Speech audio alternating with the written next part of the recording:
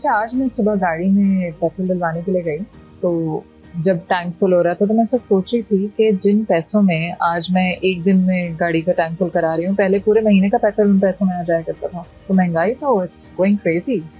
महंगाई की दुहाई तो हर कोई दे रहा है, और महंगाई के अजीबोगरीब डायनेमिक्स हैं। मैं पिछले दिनों सिनेमा में मूवी देखने गया, सिनेमा का टिकट सस्ता है, पॉपकॉर्न महंगा है। तो कोई रिलेशनशिप भी नहीं है महंगाई का, जिस चीज़ की कीमत जहाँ चाहे वो बढ़ रही है। अच्छा, मजेदार बात यह है कि महंगाई जो जा रही है ऊपर से तो चली जाती है।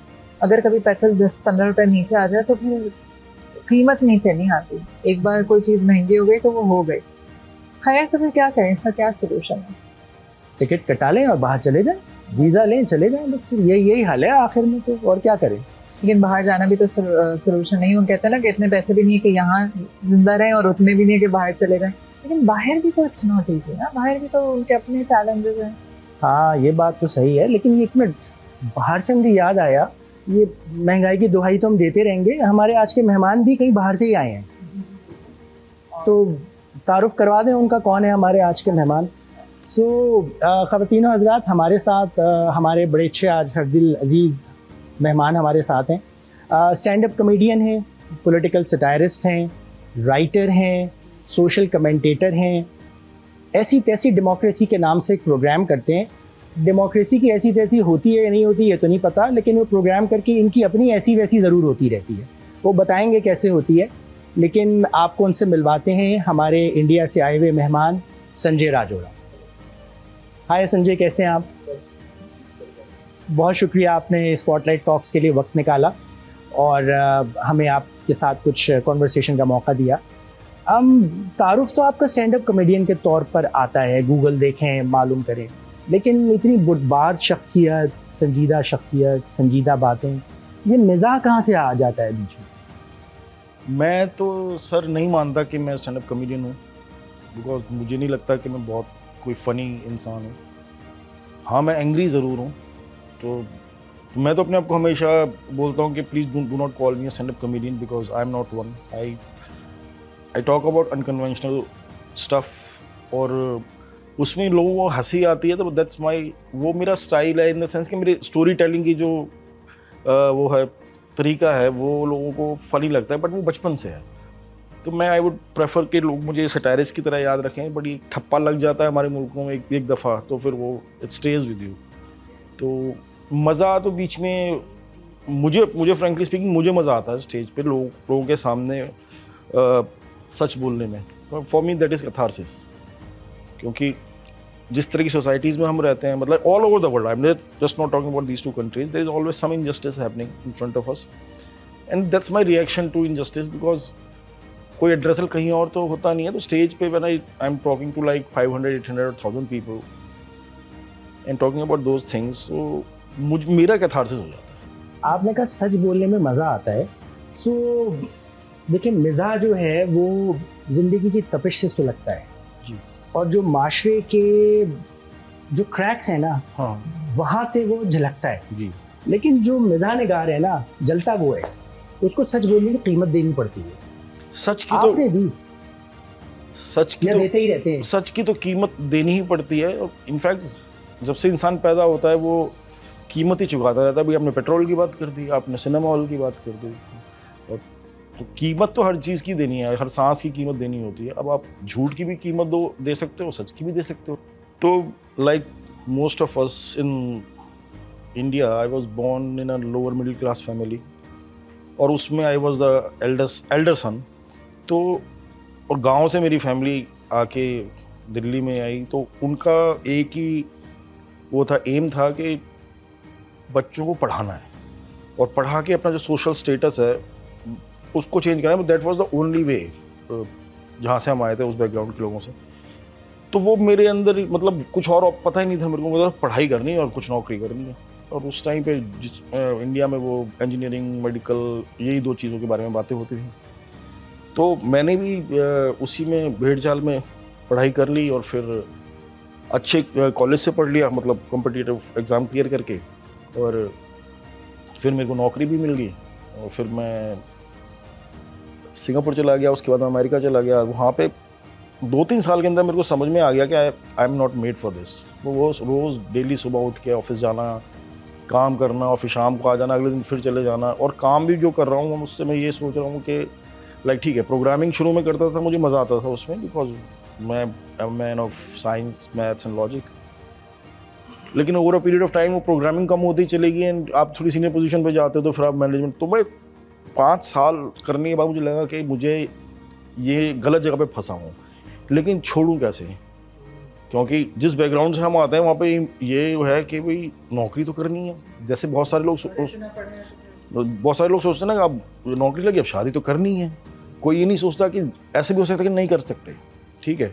तो वो दिमाग में हार्ड वायर्ड था, और दूसरा कोई फाइनेंशियल सपोर्ट था नहीं, फैमिली को इतनी वेल टू डू नहीं थी कि अगर मैं नौकरी छोड़ दूं तो ना उनके साथ मेरे रिलेशनशिप ऐसे थे कि मुझे घर में रख लें। तो मैं 5 साल स्ट्रगल करता रहा, क्योंकि पैसा अच्छा मिल रहा था, ज़िंदगी में पहली बार पैसा देख रहा था, लाइफ कंफर्टेबल थी, बट वो डेली का जो रूटीन था, the futility of the work, and because I constantly used to read about India, और मुझे ये लगता था कि यार मेरा रेलेवेंस यहाँ है ही नहीं, मेरा रेलेवेंस इंडिया में है, क्योंकि मुझे वहाँ जाना है वापस। 5 साल मैंने इस जद्दोजहद में निकाले, और 10 साल जब हो गए तो मैंने फिर ये बोल दिया, मैंने कहा यार भाड़ में जाओ, मैं करूँगा ही नहीं, और कुछ नहीं होगा ना तो इंडिया जाके ना ठेला लगा लूँगा एक, बट नौकरी नहीं करूँगा। तो ऐसा नहीं है कि मैं सोच के आया था मुझे स्टैंड अप कॉमेडी करनी है, मुझे तो पता भी नहीं था स्टैंड अप कॉमेडी क्या चीज़ होती है। मैं इंडिया आया फिर ऐसी by chance, by fluke, I went for a comedy show. वहाँ पे मैं ओपन माइक था, वहाँ पे मैं आई वॉज द बेस्ट, मैं जीत गया उसमें। तो फिर दोबारा ओपन माइक किया तो फिर जीत गया, उसमें मुझे मज़ा भी आने लग गया। फिर मैंने कहा तो सही है यार, अपनी बात सुनाओ और उसके पैसे भी ले लो। तो that's how I got into it, then one thing led to another. फिर थोड़ा सा उसमें नाम कमाया तो फिल्में भी मिलने लग गई, फिर लिखने भी लग गया मैं न्यूज़पेपर्स के लिए, और फिर मैं और चीज़ों पर कॉमेडी भी इवॉल्व हुई। पहले मैं अपनी कहानियाँ सुना रहा था, अब मैं सोसाइटी की कहानियाँ सुनाता हूँ। तो ऐसा कुछ नहीं है कि कॉन्शियस कॉल था, just I was at the right place at the right time. और वो जो आपने बात करी थी पहले लक की, यहाँ पे मैं बोलूँगा कि I was lucky, it was a fluke. But उसके बाद मैंने मतलब इसको सीरियसली लिया, और फिर मैं क्योंकि I was one of the early starters, तो मुझे उसकी भी बेनिफिट मिली। तो अगर मैं अब करता तो अब शायद बहुत मैं इंडिया वापस आया था 2009 में, और उसके बाद 2-3 साल तो मेरे कट गए आराम से, क्योंकि इक्का दुक्का तो शोज़ में मैं चला जाता था, बट आई नेवर थॉट कि ये प्रोफेशन हो जाएगा। 2-3 साल तो कट गए, क्योंकि जो अमेरिका से पैसा कमाया था उससे घर वर खरीद लिया, और अपना रिस्पॉन्सिबिलिटी मेरे पे कोई थी नहीं। आई नेवर गॉट मैरिड, तो कोई बच्चे और शादी वादी करके बिल भरने, या मतलब अपने बिल भरने, मीन किसी और की फीस भरनी है, ये 2-3 साल का वो पैसा ख़त्म हो गया। अब क्या करूँ? तो वो 2 साल जो थे स्ट्रगल के, उसमें खाना खाने में भी पैसे नहीं थे। फिर 2 साल बाद थोड़ा ये हमने ग्रुप शुरू किया अपना अपने दोस्तों के साथ, and it became a cult. तो फिर जर्नी शुरू हुई, एंड देन तब से कंफर्टेबल है sir. I do a lot of thing. तो अगर कोई मुझसे डायरेक्टली ये पूछे कि क्या तुम ये करते हो, तो मैं सिर्फ वही नहीं करता। तो मैं फिल्में भी लिख रहा हूँ, मैं गाने भी लिखता हूँ। वैसे जो हमारे शो के गाने हैं वो मैं भी लिखता हूँ, मेरे कोलीग्स भी लिखते हैं उसको, और पॉडकास्ट में भी, मतलब मैं खुद नहीं करता लेकिन पार्टिसिपेट करता हूँ। पब्लिकेशंस के लिए आर्टिकल्स लिखता हूँ खूब, और होपफुली किताब भी लिखूँगा बहुत जल्दी, उस पर भी काम चल रहा है। तो पता नहीं क्रिएटिव है या नहीं है, पर मैं यही कर रहा हूँ। आप अब जब इस सफ़र में इतने आगे आ गए हैं और मुड़ के पीछे देखते हैं, मेरा दिल चाहता है कि आज मैं जो काम कर रहा हूँ मैं इसमें से निकलूँ और मैं भी आपकी तरह क्रिएटिव होना चाहूँ। सो आपने ये रिस्क लिया और बाय स्ट्रोक ऑफ लक आप कामयाब हो गए। लेकिन अगर मैं भी ऐसा अपने पैशन को फॉलो करना चाहूँ, सो आप क्या एडवाइस करेंगे कि मुझे कि यार पहले या तो इतने पैसे जमा कर लो, या अपॉर्चुनिटी का वेट करो, या आंखें बंद करके कूद जाओ, देखा जाएगा बहते हुए खुद ही कहीं निकल जाओगे? क्या गाइड करेंगे कि अच्छा पैशन को कैसे फॉलो करें? रिस्क क्या? सर वैसे तो क्या देखें? मेरी तो औकात नहीं है कि मैं किसी को गाइड करूं, लेकिन ये पर्सनालिटीज़ पे भी डिपेंड करता है। कुछ पर्सनालिटीज़ होती हैं, जैसे आपने कहा, आंखें बंद करके कूद जाती हैं, कुछ होती हैं जो पहले सेव करना चाहती हैं अपने आप को, फिर जैसे टेस्ट क्रिकेट होता है, उसमें 4th इनिंग में किसी टीम को टारगेट मिला होता है, तो पहले वो ये सोचते हैं कि पहले ना इस सिचुएशन में पहुंच जाओ कि हारे ना, ड्रॉ के लिए खेल लो, और जब फाइनली उन्हें लगता है कि हम अब सेफ हैं, अब ऑल आउट नहीं हो सकते, तब वो रन चेज शुरू करते हैं। फिर शायद हो या ना हो अलग अलग बात है, बट मैंने देखा है, मैं अपने एक्सपीरियंस से, जो पहला स्टेप होता है ना, that is the most difficult step, क्योंकि आप अपने इनर्शिया से निकलने में बहुत टाइम लगाते हो। पहला जो स्टेप होता है कि छोड़ूं या नहीं छोड़ूं, it takes a lot of time, lot of courage and lot of conviction, और बिकॉज इनर्शिया आपको ड्रैग करता रहता है। जब कंफर्ट जोन है आपका, आपके पास पैसा आ रहा है, आपको अच्छी जिंदगी, मतलब कंफर्टेबल जिंदगी चल रही है, but once you take that first step and you are put yourself out there, then everything else is very easy. तो जब आप अनचार्टेड टेरिटरी में आते हैं, करियर चेंज करते हैं, रिस्क है ज़ाहिर है बहुत बड़ा, और इस रिस्क को मैनेज करने के लिए दिल को इत्मीनान चाहिए होता है, और वो इत्मीनान अगर आपको कोई मेंटोर मिल जाए, कोई सीनियर मिल जाए और वो कहे कि अच्छा यार चलो कोई बात नहीं, रास्ता खुलेगा, या फला काम ना करो फला काम करो, तो आपके केस में कोई ऐसा मेंटोर मिला बाय स्ट्रोक ऑफ लक या बाय चॉइस, और क्या होना चाहिए? मेरे को प्रोफेशनल लाइफ में तो कोई मेंटोर नहीं था, क्योंकि एज आई सेड कि जब मैंने इसमें घुसा था तब I was one of the early starters, तो उस वक्त तो बहुत कम लोग इस फील्ड में थे, कोई मेंटोर नहीं था। But the reason, the kind of person that I am, जिसको मेंटोर की कोई ज़रूरत भी नहीं थी, is because of the kind of people I have had in my life, जिन्होंने ज़िंदगी में मेरे दोस्त रहे या मेरी रिलेशनशिप रही, वो बड़े शानदार लोग थे। उन्होंने मेरे को बहुत कुछ सिखाया which was not related to what I am doing now, but they made me a better individual, well informed, always willing to read and learn, always willing to question things, always being rational and scientific. So that meant, I'll call it mentoring only, although वो मेरे हम उम्र ही थे सबके साथ, but we were all going through the same questions and talking about it a lot.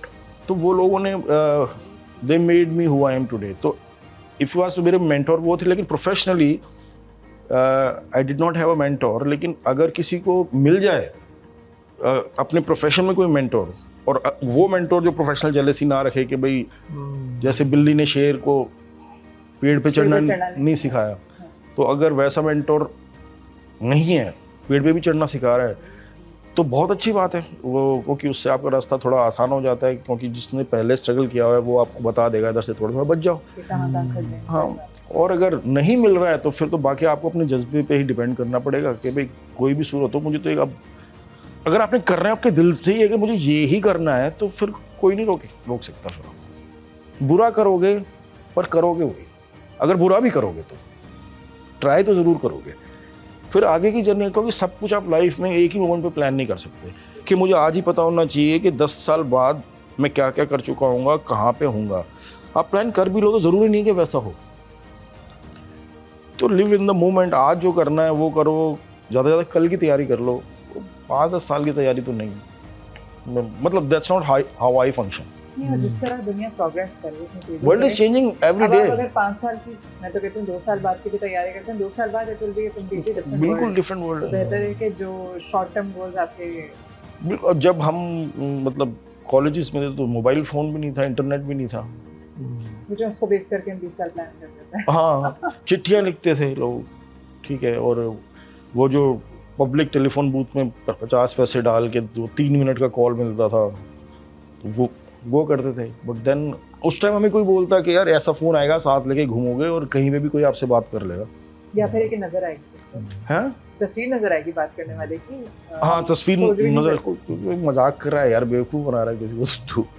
तो यार आप सही कह रही हैं, world is changing so much and we can not predict और प्लान कि 5 साल बाद मोमेंट को लिव करें जिसमें आप जी रहे हैं, हाँ, और उसको, उसमें अपनी सराउंडिंग्स को जितना बेहतर कर सकते हैं उस पर प्लान कर लें, और बाकी गो विद द फ्लो, और देखें कैसे ज़िंदगी अनफोल्ड हो रही है आपकी। यार अगर जहन में ये हो ना कि मैंने बेहतरी की तरफ है, तो जो फ्लो है वो भी आप, जैसे हम बात कर रहे थे थोड़ी देर पहले कि अगर आप पॉजिटिव होते हैं तो आप तमाम जिंदगी के डिसीजन उसी लाइट में लेते हैं। अगर आपके तमाम डिसीजन प्रोग्रेस और पॉजिटिविटी की लाइट में लिए जा रहे हैं तो of course your flow will be better. अच्छा, एक बात ये संजय, आपने जैसे ट्रांजिशन था, पहले कॉर्पोरेट सेक्टर में थे, और अब आप जो है satirical comedy satire है basically, ji ji and you are addressing the complex problems of the society. तो दो सवाल है मेरे, एक ये कि आपको ऐसा लगता है कि आपका क्योंकि मुख्तलिफ किस्म का एक्सपीरियंस रहा है, एक तो हम्बल बैकग्राउंड से आके शहर के बाद पढ़ाई के बाद इंटरनेशनल एक्सपोजर, कि क्या वो प्रॉब्लम्स को एड्रेस करने में आपको हेल्प उसने उस एक्सपीरियंस ने किया? बिल्कुल बिल्कुल, क्योंकि ये अलग अलग किस्म के ज़िंदगियाँ मैंने जी हैं और मैंने हर जगह, ऐसा नहीं कि अमेरिका कोई परफेक्ट देश है, ठीक है, तो वहाँ पे भी मैंने देखा कि दुनिया में बेसिकली प्रॉब्लम एक ही है, क्योंकि एक छोटी सी मुट्ठी भर लोग हैं जिनके पास इतना पैसा है कि वो पूरे अर्थ के लोगों को पता नहीं 50 बार खरीद सकते हैं। तो जब इतनी डिस्पैरिटी, और वो क्यों छोड़ेंगे अपना पैसा, तो वो इसको गरीब रखना चाहते हैं और लेना चाहते हैं इससे। तो प्रॉब्लम वही है, वो मेरे को हर जगह अलग अलग तरीके से देखने को मिली है। तो ऑब्वियसली आपके तजुर्बे जो हैं, आपकी जो एक्सपीरियंस है वो आपकी कहानियों को मजबूत बनाते हैं। और अगर आप एक बहुत ही प्रिविलेज बैकग्राउंड से हैं, आपकी प्रिविलेज एजुकेशन है और आप प्रिविलेज लाइफ ही जी रहे हैं, तो आपको कमरे में बैठ के आप ये सोचें कि मैं राइटर बनूंगा और मैं से कनेक्ट कर गरीबी के बारे में लिखूंगा, तो आपका कोई लिव्ड एक्सपीरियंस तो है नहीं ना। अब ऐसी कोई मर्द बोल के पूरे टाइम वो मेल प्रिविलेज के साथ सोसाइटी में घूमता है और फिर वो अपने आप को बोलता है कि मैं फेमिनिस्ट राइटर हूँ, तो भाई तुम्हारी लिव्ड एक्सपीरियंसेस नहीं है, तो आप अपने आप को फेमिनिस्ट तो ना बुलाएं पहले, क्योंकि प्रिविलेज छोड़ने पहले तो अपनी जो आपसे छूट नहीं सकती है, ठीक है, तो फिर आप फेमिनिस्ट कैसे हो गए? How can you write about women's issue? मतलब आप लिख सकते हो लेकिन फेमिनिस्ट ना बोला, हाँ एज एन ज़्यादा एज एन एलाई लिख सकते हो आप, क्या है, I am ally of the movement, but don't call yourself a feminist. तो तजुर्बे तो बहुत ज़रूरी है। मैं आई वाज लकी, अगर मुझे मौका मिले तो मैं दोबारा यही ज़िंदगी जीऊँगा, इन्हीं स्ट्रगल्स के साथ, इसी बीच में जो भी उल्टा सीधा ज़िंदगी में हुआ, because all these years of my life, all these experiences have made me the man who you are today. that I am today. अब दूसरी सवाल का जो था पार्ट की satire, since you address lot of issues, तो आपको ये ऐसा लगता है कि सीरियस बात करने से ज़्यादा अगर थोड़ा कॉमिक थोड़ा उसको क्या कहते हैं कोट कर दिया जाए तो लोग ज़्यादा कनेक्ट करते हैं? दोनों की अपनी जगह है मेरे ख्याल से, मतलब जो सीरियस राइटिंग है उसकी अपनी जगह है, उसका अपना ऑडियंस है, और अगर आप उसको उसमें थोड़ा ह्यूमर डाल के बोलते हैं उसकी भी अपनी जगह एक सोसाइटी में। तो क्या ऑडियंस वाइडर होता है और यू थिंक हम जब लोगों से कनेक्ट करते हैं उनकी कहानियों से, क्योंकि stand up comedy is very personal, आप सामने खड़े होकर बोल रहे हो, तो लोगों को मेरा ख्याल है कि लोग कनेक्ट ज़्यादा इसलिए होते हैं कि उनको लगता है कि जो ये बंदा बोलो मेरे सामने ही खड़ा हुआ है और अपने मुँह से कहानियाँ सुना रहा है, बनिस्बत इसके कि कोई किताब किसी की मैंने पढ़ी जिससे मैं कभी मिला ही नहीं हूँ और मैं मिलना चाहता हूँ उससे। ऐसा नहीं है कि वो किताब की अपनी जगह नहीं, उसकी बहुत इंपॉर्टेंट, किताबें पढ़ना बहुत बहुत ज़रूरी है, बट स्टैंड अप कॉमेडी बस शायद इसीलिए कनेक्ट ज़्यादा करती है क्योंकि वो बहुत पर्सनल है, एक एनक्लोज स्पेस है, सब आमने सामने बैठे हुए हैं, बात कर रहे हैं एक दूसरे से, कोई हैकल भी कर रहा है, आप उसका जवाब भी दे रहे हो, तो या इट्स मोर लाइक कि आपने लिविंग रूम में 15-20 लोगों को खाने पे बुलाया और बैठ के बातें कर रहे हैं और पर्सनल हो जाता है, बहुत पर्सनल स्पेस हो जाती है, लोगों का कनेक्ट ज़्यादा हो जाता है। और तो कोई आपके जितने शोज मैंने देखे, आपकी वीडियो रिकॉर्डिंग देखी,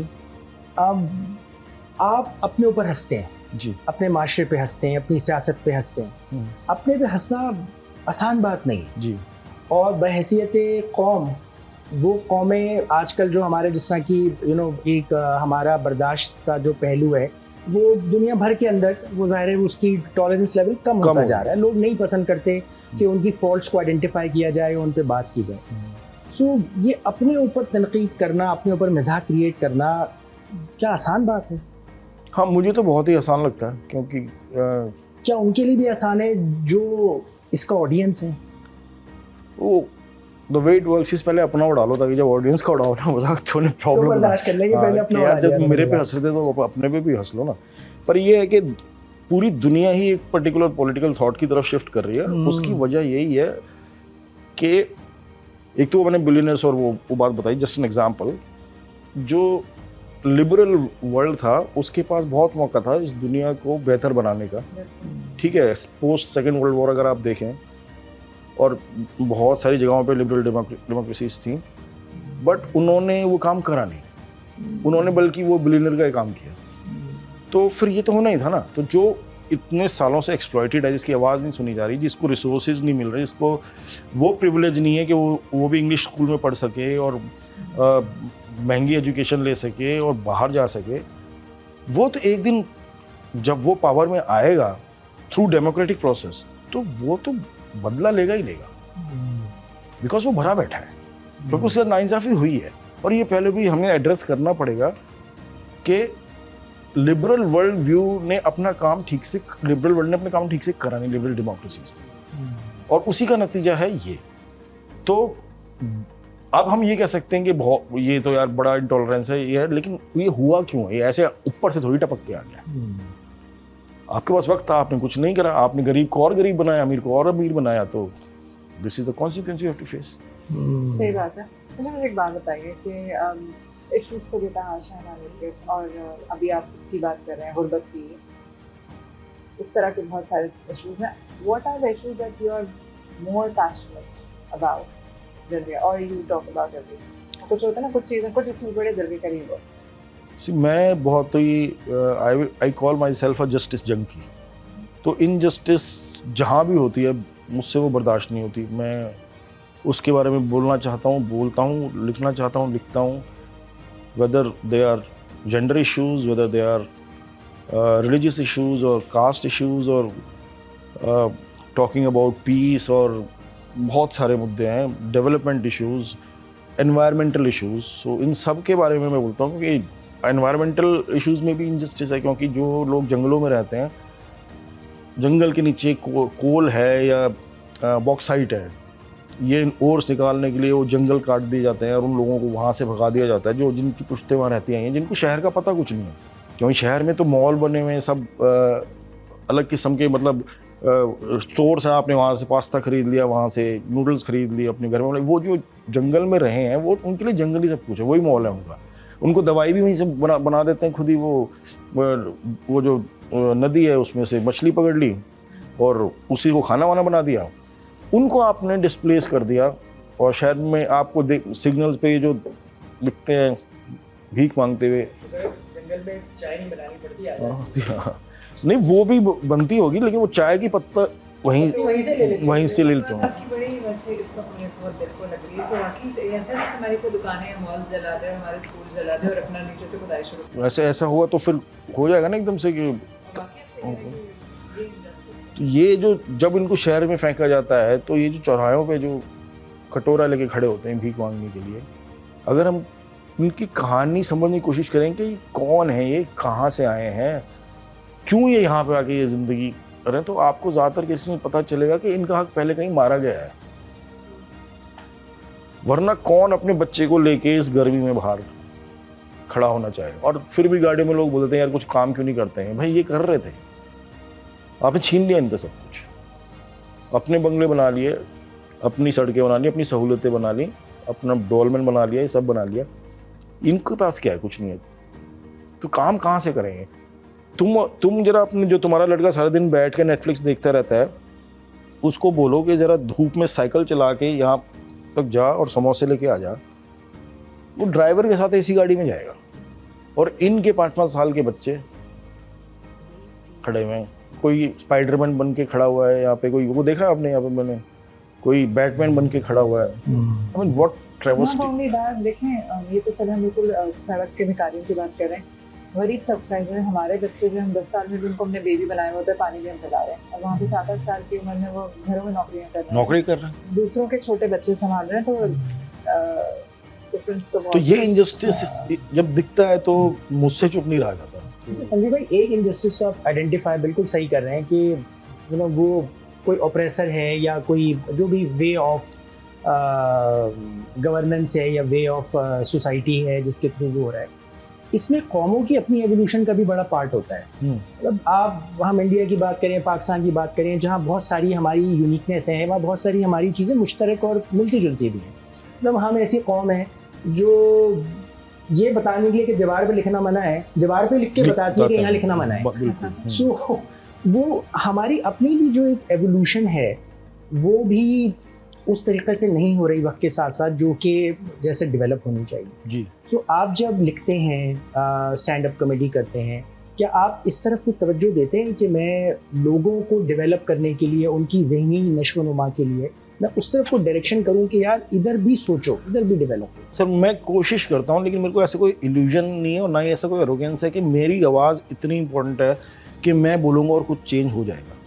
तो मेरे ख्याल से किसी भी आर्टिस्ट को ये नहीं सोचना चाहिए कि उसकी आवाज़ जो इतनी इंपॉर्टेंट है कि वो चेंज लेके आ जाएगी। मेरे हिसाब से सबसे इम्पोर्टेंट चीज़ ये है कि सवाल पूछना ज़रूरी है, ताकि वो सवाल जो है ना ज़िंदा रहे। चेंज मेरी ज़िंदगी के टाइम में नहीं आएगा, आपकी ज़िंदगी के टाइम में ना आए, शायद 2 जनरेशन की ज़िंदगी के टाइम में ना आए, लेकिन अगर सवाल आज ही मर गया तो वो चेंज फिर कभी आएगा ही नहीं। वो ज़िंदा सवाल को पास ऑन करते रहना है कि अगली जनरेशन भी फिर उन्हीं सवालों को ज़िंदा रखे।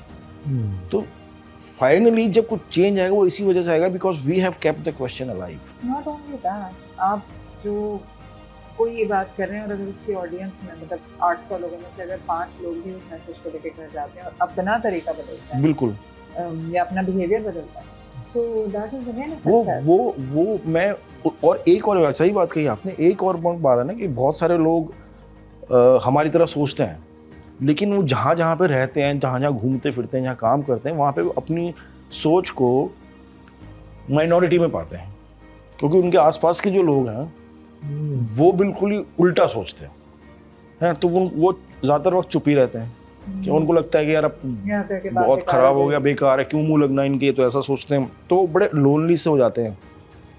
But when thousand of these lonely souls are together in an auditorium and somebody is talking about the same things with the जो उनकी सोच है उसी के हिसाब से, तो उनको ये रियलाइज होता है कि यार हम अकेले नहीं हैं, there are many like us. तो that's a, I think that's a positive takeaway from any film or book or a live comedy show. Mostly by films and live comedy shows, because वहाँ पे भीड़ इकट्ठी हो गए देख रही है, और तब जब उनको पता चलता है कि भाई मेरी सोच, मैं अकेला बंदा नहीं हूँ कि जो ये सोच रखते हो, ये सब मेरे जैसे ही हैं, तो देन वो लोनलीनेस थोड़ी सी कम होती है, जो एक इंटेलेक्चुअल या पॉलिटिकल लोनलीनेस होती है वो थोड़ी कम होती है। That's a positive thing I must say. अच्छा संजय, यहाँ पे मैं एक बात ऐड करूँ, the people who can speak well, आप ये कह रहे हैं ना कि यूजुअली थिंकर्स अकेले होते हैं, मगर वो इन्फ्लुएंसर तब बनते हैं when they are able to communicate well. तो ऐसी अगर आप ऐसी जगह पे फंस गए हैं जहाँ पे 90% लोग साउथ सोच रहे हैं और आप जो है वो नॉर्थ की सोच के मालिक हैं, तो हाउ यू कम्युनिकेट, और मे बी आपको भी अगर आप उसको थोड़ा इंटेलिजेंट कम्युनिकेशन करें, उतनी बात करें जितनी वो उन लोगों को एक्सेप्टेबल हो, तो इवन अगर अच्छा कम्युनिकेटर होता है तो उस क्राउड में भी कहीं ना कहीं वो चेंज ला सकता है। तो बहुत कुछ आपकी इंटेलिजेंट कम्युनिकेशन का भी डिपेंड है। सही बात है, लेकिन अनफॉर्चुनेटली मैं इंटेलिजेंट कम्युनिकेटर हूँ नहीं, मैं इन जनरल बात कर रही थी। और दूसरी बात ये कि मैं हमेशा बोलता हूँ कि एक तो बात ये ना कि बस अब सबको पता है कि मेरी पॉलिटिक्स क्या है, मेरी सोच क्या है, तो जो भी अगर मेरा कोई शो है और उसका टिकट बिक रहा है तो वही आएगा सुनने के लिए जो ऑलरेडी एग्री कर रहा है, और जो नहीं एग्री कर रहा है वो कहेगा जाना ही नहीं है इसके उस पे। तो in that sense it's like talking to an echo chamber, and I also avoid going to the audience which is out of my echo chamber, but I am happy with the fact that कोई echo chamber को भी मैं ये feel करा दूं कि you are not alone, क्योंकि बाकी लोगों से कम्युनिकेट करने की I get very angry, so I avoid these people and I don't want to talk to them. I don't have the patience to deal with those people. मुझे ऐसा लगता है इसके साथ साथ पेशेंस भी कम होता जाता है, वो एनर्जी जो शुरू में बहुत पैशनेट होते हैं आप अबाउट चेंजिंग द वर्ल्ड, वो भी थोड़ा सा सेटल मेलो डाउन हो जाता है। कभी भी नहीं, मैं तो बचपन से पेशेंस नहीं था मेरे में, बचपन से ही मैं एंग्री था और एनर्जी बचपन से ही कुछ जरूरत Now you're channelizing it through the setup. मैं तो ये भी नहीं कह रहा क्योंकि एनर्जी चैनलाइज हो ही नहीं रही है। एनर्जी चैनलाइज करने का मतलब है कि आज दिन में आपने अपनी एनर्जी चैनलाइज इस चीज़ में कर ली और आप चैन से सो गए। मुझे याद नहीं मैं रात में 6 घंटे कभी चैन से सोया, 2 घंटे नींद आती है उसमें 15-16 सपने आ जाते हैं।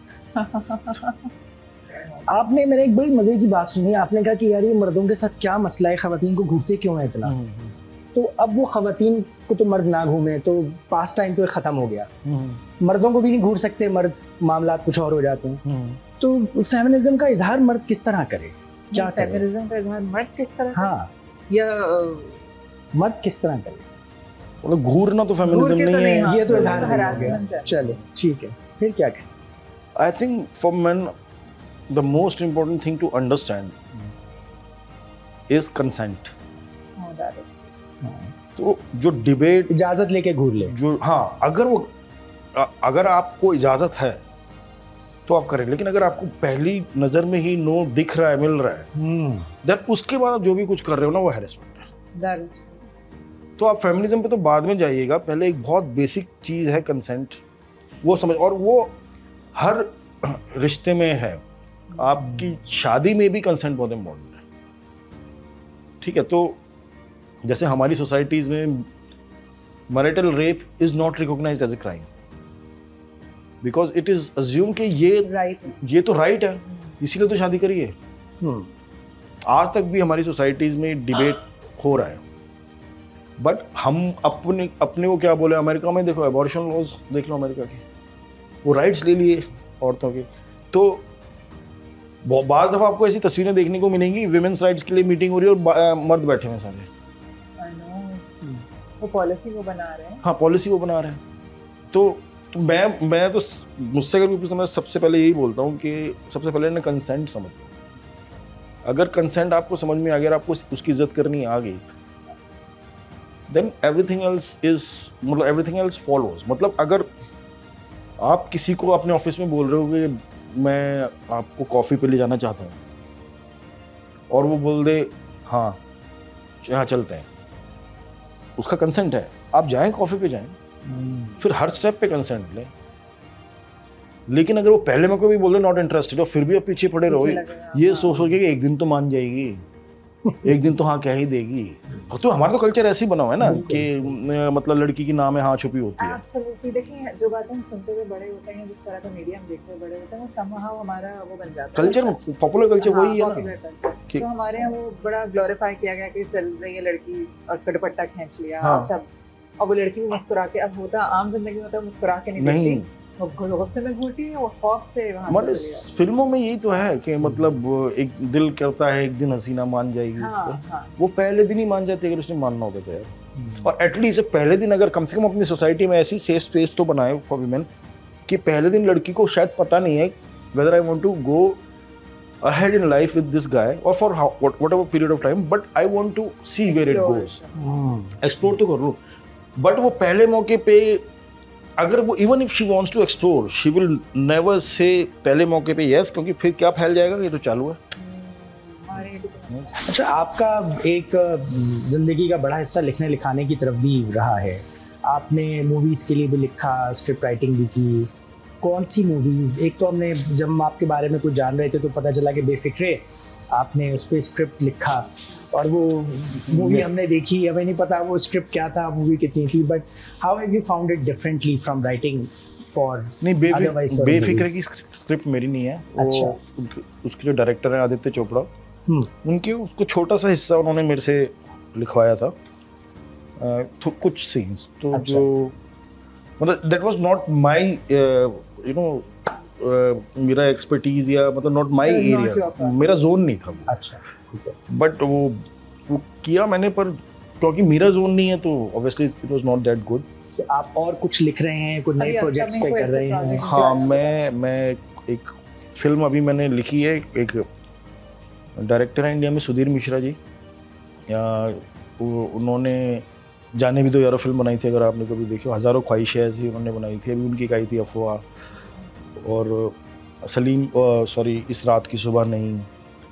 तो उनके लिए एक फिल्म में मैंने काफ़ी काम किया है जो अगले साल आएगी, और एक मैं अभी अपनी फिल्म लिख रहा हूँ, ऑलमोस्ट कंप्लीट हो गई है, तो which is about that film makes fun of मर्दानगी, द आइडिया ऑफ मचिज्मो, कि मर्द वन ये करके दिखा, वो करके दिखा, मतलब machismo and what a ridiculous thing machismo is.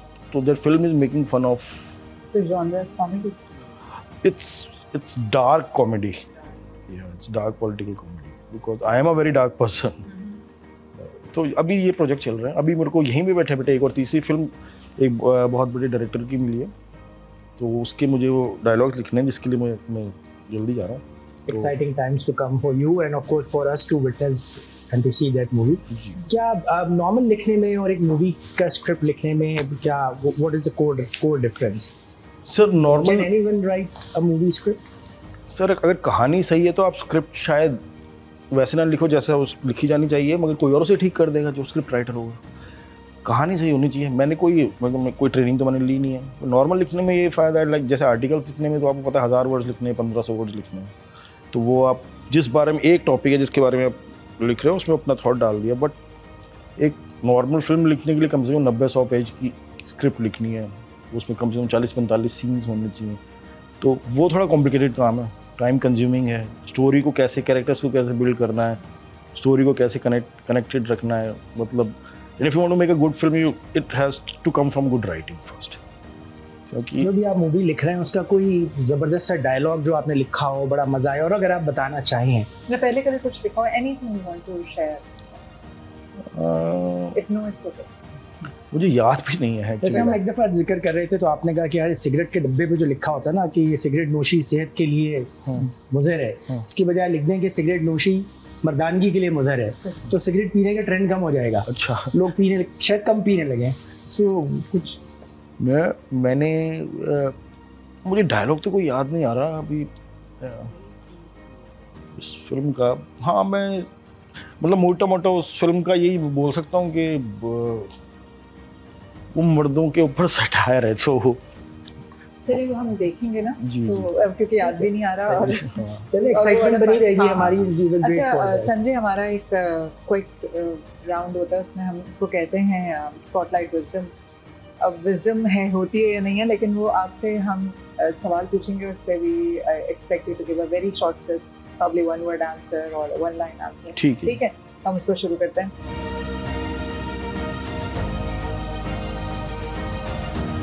अब आसान सवाल है, what was your first job ever? वही software engineer. It was your first job? Yeah. You didn't do anything before that? No. Okay. पढ़ते हैं, you're a book reader, right? Yeah. कोई एक ऐसी किताब बताएं जिसने आपके सोच को बहुत इन्फ्लुएंस किया है, या आप दूसरों को भी रेकमेंड करते हैं कि जरूर पढ़ो, this helps you a lot. कोई एक किताब तो मैं नहीं बता सकता, पर मैं एक चीज़ बताता हूँ, एक one book that I keep on going back to, actually there are 3।